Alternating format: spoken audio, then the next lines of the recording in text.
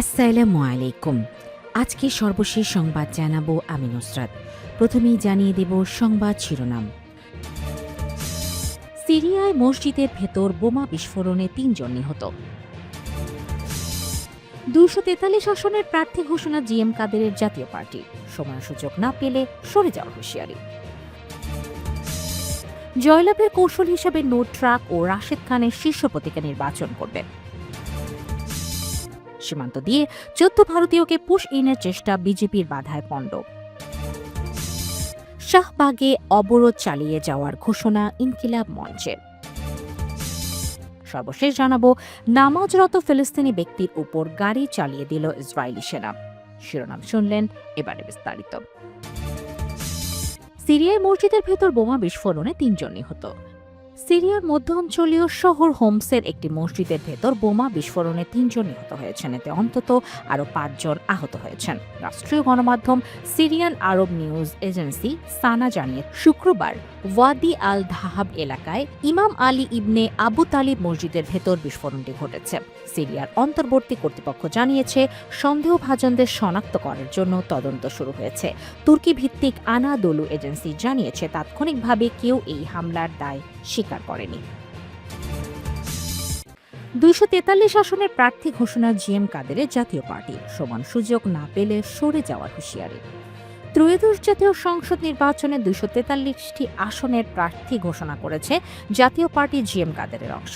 শুক্রবার ২৬ ডিসেম্বর বিকেলে গুলশানের একটি হোটেলের সংবাদ সম্মেলনের মাধ্যমে দলের চূড়ান্ত প্রার্থী তালিকা ঘোষণা করেন মহাসচিব শামীম হায়দার পাটোয়ারি। তবে সংবাদ সম্মেলনে তিনি স্পষ্ট করে জানান, ভোটের মাঠে সব দলের জন্য সমান সুযোগ নিশ্চিত না হলে জাতীয় পার্টি নির্বাচন থেকে সরে আসতে পারেন। শামীম হায়দার পাটোয়ারি বলেন, জাতীয় পার্টি সবসময় দেশের জনগণের রায়ের প্রতি শ্রদ্ধাশীল এবং অতীতেও জনগণের যে কোনো রায় মেনে নিয়েছে।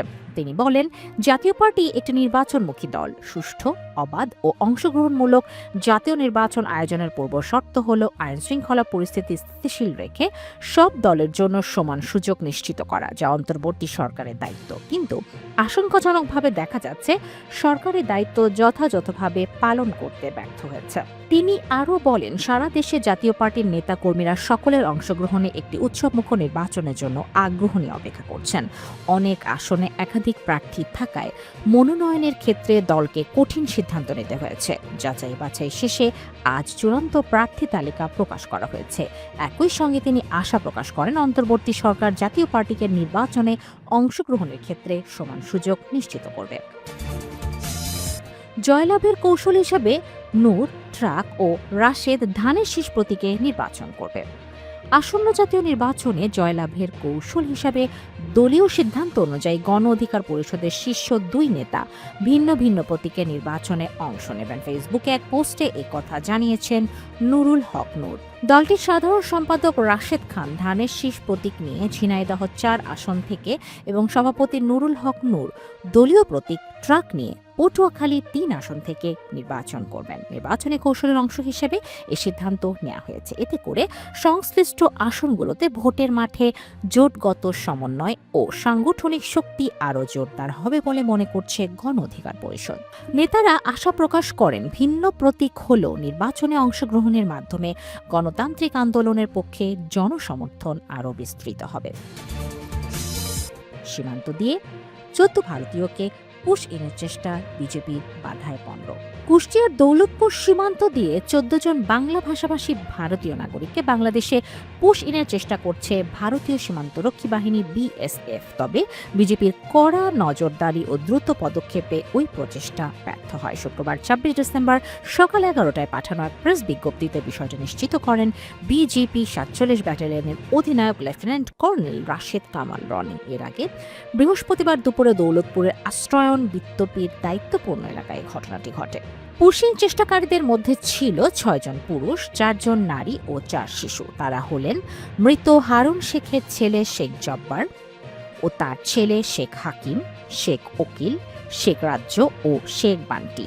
শেখ ওকিলের স্ত্রী সাবেরা বিবি, শেখ হাকিমের স্ত্রী শমশেরি বিবি, শেখ রাজার স্ত্রী মাইনু বিবি, শেখ জব্বারের স্ত্রী আলকনি বিবি, মৃত শেখ হোসেনের স্ত্রী গুলশান বিবি এবং শিশু শাকিলা খাতুন, নাসরিন আক্তার, শেখ তাওহিদ ও 2.5 বছরের ছেলে শেখ রুহি। বিজেপির বিজ্ঞপ্তিতে জানানো হয়, ভারতীয়দের বাংলাদেশে পুশ ইন করার ঘটনায় পরিস্থিতি তীব্র হলে বিএসএফ এর আহ্বানে কোম্পানি কমান্ডার পর্যায়ে পতাকা বৈঠক অনুষ্ঠিত হয়। এতে মহিষকুণ্ডী বিত্তপীর সুবেদার মোহাম্মদ আসাদুজ্জামানের নেতৃত্বে 6 সদস্যের একটি দল এবং বিএসএফ এর নিউ উদয় কোম্পানি কমান্ডার এসসি অনিল কুমারের নেতৃত্বে 6 সদস্য উপস্থিত ছিলেন।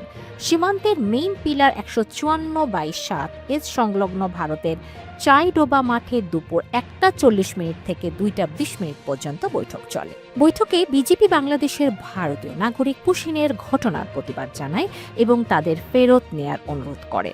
পরিচয় যাচাইয়ে তাদের ভারতীয় নাগরিক প্রমাণিত হলে বিএসএফ তাদের নিজ ভূখণ্ডে ফিরিয়ে নেয়। লেফটেন্যান্ট কর্নেল রাশেদ কামাল রনি বলেন, সীমান্তে পুশিনের চেষ্টা করা হলে বিজেপির টহলরত সদস্যরা তাৎক্ষণিকভাবে বাধা দেয়। পতাকা বৈঠকের মাধ্যমে তাদের ফেরত পাঠানো হয়েছে ভারতে। নামাজরত ফিলিস্তিনি ব্যক্তির উপর গাড়ি চালিয়ে দিল ইসরায়েলি সেনা।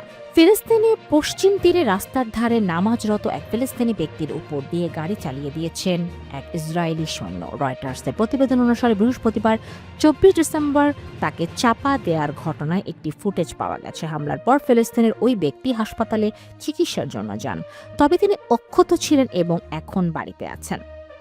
ফিলিস্তিনি টিভিতে প্রচারিত ভিডিওটিতে দেখা যায়, বেসামরিক পোশাক পরা এক ব্যক্তি কাঁধে বন্দুক ঝুলিয়ে গাড়ি চালিয়ে যাচ্ছে। এ সময় রাস্তার পাশে নামাজরত এক ব্যক্তির উপর অফরোড গাড়িটি উঠিয়ে দেওয়া হয়। রয়টার্স জানিয়েছে, ইসরায়েলি বাহিনী এক বিবৃতিতে বলেছে, ব্যক্তিটি একজন রিজার্ভ সৈন্য। তার সামরিক চাকরি বরখাস্ত করা হয়েছে, তার অস্ত্র জব্দ করা হয়েছে। ইসরায়েলি গণমাধ্যম বলছেন, ঘটনার পর ওই সৈন্যকে গৃহবন্দী রাখা হচ্ছে। ইসরায়েলি পুলিশ তাৎক্ষণিকভাবে রয়টার্সের মন্তব্যের অনুরোধের জবাব দেয়নি। জাতিসংঘের দেয়া তথ্য অনুসারে পশ্চিম তীরে ফিলিস্তিনিদের বিরুদ্ধে ইসরায়েলি বেসামরিক হামলার রেকর্ডে এই বছর কয়েকগুণ বেড়ে গেছে। 2023 থেকে 17 অক্টোবর 2025 সালের মধ্যে পশ্চিম তীরে 1000-এরও বেশি ফিলিস্তিনিকে হত্যা করা হয়েছে। শাহবাগে অবরোধ চালিয়ে যাওয়ার ঘোষণা ইনকিলাব মঞ্চের। ইনকিলাব মঞ্চের আহ্বায়ক শহীদ শরীফ ওসমান হাদী হত্যার বিচার না হওয়া পর্যন্ত শাহবাগে অবরোধ চালিয়ে যাওয়ার ঘোষণা দিয়েছেন মঞ্চের সদস্য সচিব আব্দুল্লাহ আল জাবের। শুক্রবার 26 ডিসেম্বর তিনি বলেন, বিচার না হওয়া পর্যন্ত রাজপথেই থাকব। হাদীর হত্যার সঙ্গে জড়িত সবাইকে গ্রেফতার না করা পর্যন্ত এই আন্দোলন চলবে। আমরা আর ঘরে ফিরে যাব না। প্রয়োজনে রাত্রি যাপনেরও প্রস্তুতি আছে। শাহবাগ অবরোধে শুধু ইনকিলাব মঞ্চের নেতাকর্মী নয়, সাধারণ শিক্ষার্থী জনতাও যোগ দিয়েছেন। জুমার নামাজের পর ঢাকা বিশ্ববিদ্যালয়ের কেন্দ্রীয় মসজিদ থেকে বিক্ষোভ মিছিল নিয়ে তারা শাহবাগে এসে অবস্থান নেন এবং যান চলাচল বন্ধ করে দেন। এর আগে সকালে ইনকিলাব মঞ্চের ভেরিফাইড ফেসবুক পেজ থেকে শহীদ ওসমান হাদীর রুহের মাগফিরাত কামনা ও দেশব্যাপী দোয়া মোনাজাত এবং খুনিদের বিচারের দাবিতে বিক্ষোভ মিছিলের আহ্বান জানানো হয়। অবরোধ চলাকালীন বিভিন্ন স্লোগান দিতে দেখা যায়, নারায়ে তাকবীর, আল্লাহু আকবার, দিল্লি না ঢাকা, ঢাকা ঢাকা, এক হাদী লোকান্তরে লক্ষ হাদী লড়াই করে। ওসমান হাদী 12 ডিসেম্বর নির্বাচনী প্রচারণা শেষে রিকশায় ফেরার পথে গুলিবিদ্ধ হন। প্রথমে ঢাকা মেডিকেল কলেজ হাসপাতালে চিকিৎসা দেয়া হলেও ওই দিন তিনি এভার কেয়ার হাসপাতালে নেওয়া হয় তাকে। পরে উন্নত চিকিৎসার জন্য 15 ডিসেম্বর সিঙ্গাপুরে নেওয়া হলে 18 ডিসেম্বর রাত 9টার দিকে সিঙ্গাপুর জেনারেল হাসপাতালে চিকিৎসাধীন অবস্থায় মৃত্যুবরণ করেন তিনি।